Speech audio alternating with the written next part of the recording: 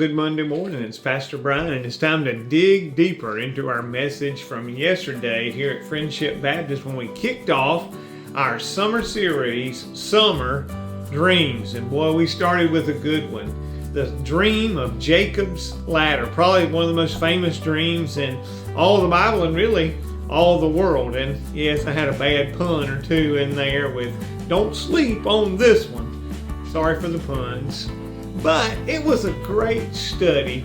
And yesterday at lunch, my mother asked me, she said, "Now, Jacob, he dreamed about that, but when did he wrestle with God?" And I'm like, well, I'm glad you asked, because the dream that we studied yesterday, we were in Genesis 28, where Jacob dreamed this dream of this ladder that reached from heaven to earth, and the Lord was at the top of the ladder, and angels were ascending and descending on that ladder. Well, that wasn't the end of the story, and it certainly wasn't Jacob's last dream. That's in chapter 28 of Genesis. And then when you come to chapter 31, you see that Jacob has met his wife and Rachel, and it is time for him to move. And so God speaks to him again in a dream and says, okay, it's time to move. It's time to head back, and you got to face your brother who you have wronged, your twin brother who you've wronged.